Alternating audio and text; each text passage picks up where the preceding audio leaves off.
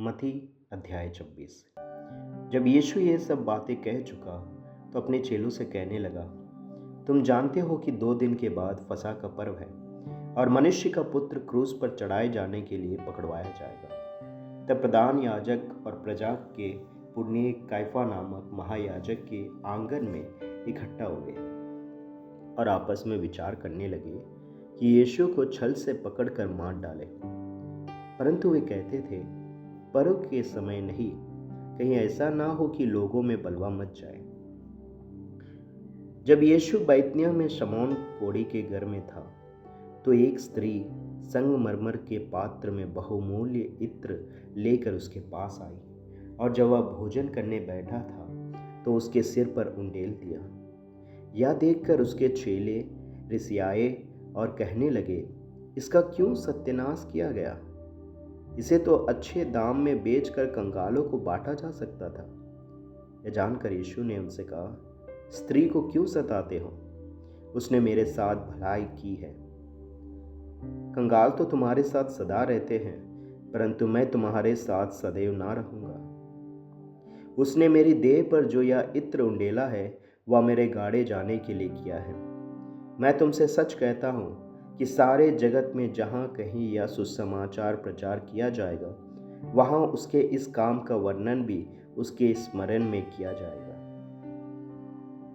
तब यहूदा इस्करियोती ने, जो 12 चेलों में से एक था, प्रधान याजकों के पास जाकर कहा, यदि मैं उसे तुम्हारे हाथ पकड़वा दूं तो मुझे क्या दोगे? उन्होंने उसे 30 चांदी के सिक्के तौल कर दे दिए और वह उसी समय से उसे पकड़वाने का अवसर ढूंढने लगा। अख़मीरी रोटी के पर्व के पहले दिन चेले यीशु के पास आकर पूछने लगे, तू कहाँ चाहता है कि हम तेरे लिए फसह खाने की तैयारी करें? उसने कहा, नगर में अमुक व्यक्ति के पास जाकर उससे कहो, गुरु कहता है कि मेरा समय निकट है। मैं अपने चेलों के साथ तेरे यहाँ पर्व मनाऊंगा। अर्थात चेलों ने यीशु की आज्ञा मानी और फसह तैयार किया। जब सांझ हुई तो वह 12 के साथ भोजन करने के लिए बैठा। जब वे खा रहे थे तो उसने कहा, मैं तुमसे सच कहता हूं कि तुम में से एक मुझे पकड़वाएगा। इस पर वे बहुत उदास हुए और हर एक उससे पूछने लगा, हे गुरु, क्या वह मैं हूँ? उसने उत्तर दिया, जिसने मेरे साथ थाली में हाथ डाला है वही मुझे पकड़वाएगा। मनुष्य का पुत्र तो जैसा उसके विषय में लिखा है जाता ही है, परंतु उस मनुष्य के लिए शोक है जिसके द्वारा मनुष्य का पुत्र पकड़वाया जाता है। यदि उस मनुष्य का जन्म ही ना होता तो उसके लिए भला होता। तब उसके पकड़वाने वाले यहूदा ने कहा, हे रब्बी, क्या वह मैं हूँ? उसने उससे कहा, तू कह चुका। जब वे खा रहे थे तो यीशु ने रोटी ली और आशीष मांग कर तोड़ी और चेलों को देकर कहा, लो खाओ, यह मेरी देह है। फिर उसने कटोरा लेकर धन्यवाद किया और उन्हें देकर कहा, तुम सब इसमें से पियो, क्योंकि यह वाचा का मेरा वह लहू है जो बहुतों के लिए पापों की क्षमा के निमित्त बहाया जाता है। मैं तुमसे कहता हूं कि दाख का यह रस उस दिन तक कभी ना पीऊंगा जब तक तुम्हारे साथ अपने पिता के राज्य में नया ना पीऊं। फिर वे भजन गाकर जैतून पहाड़ पर गए। तब यीशु ने उनसे कहा, तुम सब आज ही रात को मेरे विषय में ठोकर खाओगे, क्योंकि लिखा है, मैं चरवाहे को मारूंगा और झुंड की भेड़ें तितर बितर हो जाएगी। परंतु मैं अपने जी उठने के बाद तुमसे पहले गलील को जाऊंगा। इस पर पतरस ने उससे कहा, यदि सब तेरे विषय में ठोकर खाए तो खाए, परंतु मैं कभी भी ठोकर ना खाऊंगा। यीशु ने उससे कहा, मैं तुझसे सच कहता हूं कि आज ही रात को मुर्ग के बांग देने से पहले तू 3 बार मुझसे मुकर जाएगा। पतरस ने उससे कहा, यदि मुझे तेरे साथ मरना भी पड़े तो भी मैं तुझसे कभी ना मुकरूंगा। और ऐसा ही सब चेलों ने भी कहा। तब यीशु अपने चेलों के साथ गतसमनी नामक एक स्थान में आया और अपने चेलों से कहने लगा, यहीं बैठे रहना। जब तक मैं वहाँ जाकर प्रार्थना करूं। वह पतरस और जब्दी के दोनों पुत्रों को साथ ले गया और उदास और व्याकुल होने लगा। तब उसने उनसे कहा, मेरा जी बहुत उदास है, यहाँ तक कि मेरा प्राण निकला जा रहा है। तुम यहीं ठहरो और मेरे साथ जागते रहो। फिर वह थोड़ा और आगे बढ़कर मुंह के बल गिरा और यह प्रार्थना की, हे मेरे पिता, यदि हो सके तो यह कटोरा मुझसे टल जाए, तो भी जैसा मैं चाहता हूँ वैसा नहीं, परंतु जैसा तू चाहता है वैसा ही हो। फिर उसने चेलों के पास आकर उन्हें सोते पाया और पतरस से कहा, क्या तुम मेरे साथ एक घड़ी भी ना जाग सके? जागते रहो और प्रार्थना करते रहो कि तुम परीक्षा में ना पड़ो। आत्मा तो तैयार है, परंतु शरीर दुर्बल है।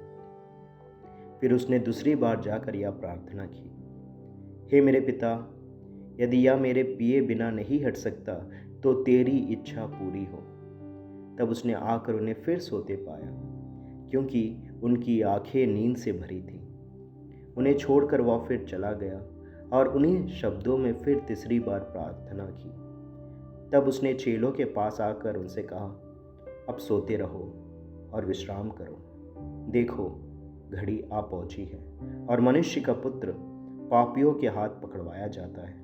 उठो, चले, देखो, मेरा पकड़वाने वाला निकट आ पहुंचा है। वह यह कह ही रहा था कि यहूदा, जो 12 में से एक था, आया और उसके साथ प्रधान याजकों और लोगों के पुरनियों की ओर से बड़ी भीड़ तलवारें और लाठियां लिए हुए आई। उसके पकड़वाने वाले ने उन्हें यह संकेत दिया था, जिसको मैं चूम लूं वही है, उसे पकड़ लेना। और तुरंत यीशु के पास आकर कहा, हे रब्बी, नमस्कार, और उसको बहुत चूमा। यीशु ने उससे कहा, हे मित्र, जिस काम के लिए तू आया है उसे कर ले। तब उन्होंने पास आकर यीशु पर हाथ डाले और उसे पकड़ लिया। यीशु के साथियों में से एक ने हाथ बढ़ाकर अपनी तलवार खींच ली और महायाजक के दास पर चलाकर उसका कान उड़ा दिया। तब यीशु ने उससे कहा, अपनी तलवार म्यान में रख ले, क्योंकि जो तलवार चलाते हैं वे सब तलवार से नष्ट किए जाएंगे। क्या तू नहीं जानता कि मैं अपने पिता से विनती कर सकता हूँ और वह स्वर्गदूतों की 12 पलटन से अधिक मेरे पास अभी उपस्थित कर देगा? परंतु पवित्र शास्त्र की वे बातें कि ऐसा ही होना अवश्य है कैसे पूरी होगी? उस समय यीशु ने भीड़ से कहा, क्या तुम तलवारें और लाठियां लेकर मुझे डाकू के समान पकड़ने के लिए निकले हो? मैं हर दिन मंदिर में बैठकर उपदेश दिया करता था और तुमने मुझे नहीं पकड़ा, परंतु यह सब इसलिए हुआ कि भविष्यवक्ताओं के वचन पूरे हो। तब सब चेले उसे छोड़कर भाग गए। तब यीशु के पकड़ने वाले उसको काइफा नामक महायाजक के पास ले गए, जहां शास्त्री और पुरनिये इकट्ठा हुए थे। पतरस दूर ही दूर उसके पीछे पीछे महायाजक के आंगन तक गया और भीतर जाकर अंत देखने को प्यादों के साथ बैठ गया। प्रधान याजक और सारी महासभा यीशु को मार डालने के लिए उसके विरोध में झूठी गवाही की खोज में थे, परंतु बहुत से झूठे गवाहों के आने पर भी ना पाई। अंत में 2 जन आए और कहा, इसने कहा है कि मैं परमेश्वर के मंदिर को ढा सकता हूँ और उसे 3 दिन में बना सकता हूँ। तो महायाजक ने खड़े होकर यीशु से कहा, क्या तू कोई उत्तर नहीं देता? ये लोग तेरे विरोध में क्या गवाही देते हैं? परंतु यीशु चुप रहा। तब महायाजक ने उससे कहा, मैं तुझे जीवते परमेश्वर की शपथ देता हूँ कि यदि तू परमेश्वर का पुत्र मसीह है तो हमसे कह दे। यीशु ने उससे कहा, तूने आप ही कह दिया, वरन मैं तुमसे यह भी कहता हूँ कि अब से तुम मनुष्य के पुत्र को सर्वशक्तिमान के दाहिनी ओर बैठे और आकाश के बादलों पर आते दिखे। इस पर महायाजक ने अपने वस्त्र फाड़े और कहा, इसने परमेश्वर की निंदा की है, अब हमें गवाहों का क्या प्रयोजन? देखो, तुमने अभी यह निंदा सुनी है, तुम क्या सोचते हो? उन्होंने उत्तर दिया, यह वध होने के योग्य है। तब उन्होंने उसके मुंह पर थूका और उसे घूंसे मारे। दूसरों ने थप्पड़ मार के कहा, हे मसीह, हमसे भविष्यवाणी करके कह कि किसने तुझे मारा। पतरस बाहर आंगन में बैठा हुआ था कि एक दासी उसके पास आई और कहा, तू भी यीशु गलीली के साथ था। उसने सबके सामने यह कहते हुए इनकार किया, मैं नहीं जानता तू क्या कह रही है। जब वह बाहर डेवढ़ी में गया तो दूसरी दासी ने उसे देखकर उनसे जो वहां थे कहा, यह भी तो यीशु नासरी के साथ था। उसने शपथ खाकर फिर इनकार किया, मैं उस मनुष्य को नहीं जानता। थोड़ी देर बाद लोगों ने जो वहां खड़े थे पतरस के पास आकर उससे कहा, सचमुच तू भी उनमें से एक है, क्योंकि तेरी बोली तेरा भेद खोल देती है। तब वह धिक्कारने और शपथ खाने लगा, मैं उस मनुष्य को नहीं जानता, और तुरंत मुर्ग ने बांग दी। तब पतरस को यीशु की कही हुई बात स्मरण आई, मुर्ग के बांग देने से पहले तू 3 बार मेरा इनकार करेगा। और वह बाहर जाकर फूट फूट कर रोया।